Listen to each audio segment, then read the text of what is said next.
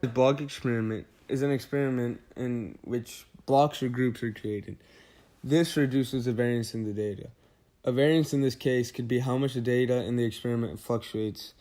Block experiments are usually conducted so that the outside variances are avoided in the experiment, and the person running the experiment could separate groups with specific differences that might cause a change in the data of the experiment.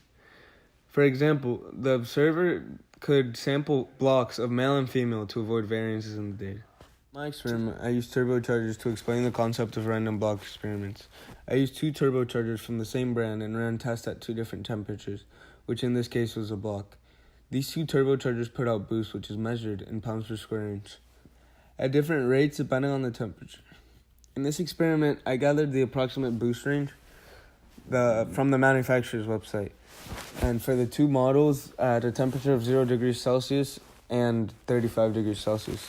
Then I used the data tool pack to get 20 random data points within the range of the specific temperature for each model.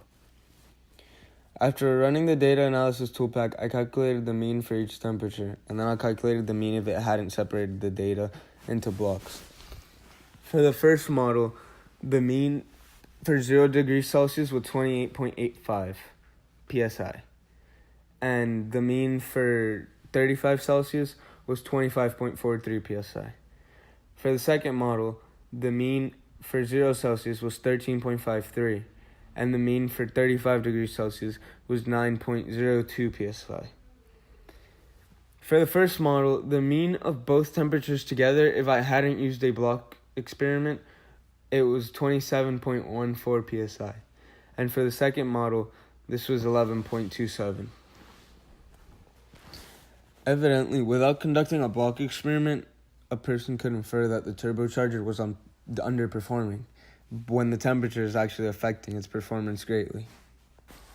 So, in summary for my experiment, I used 2 turbochargers to prove that with both models, the temperature affected the outcome, and that separating the data into a block experiment was successful.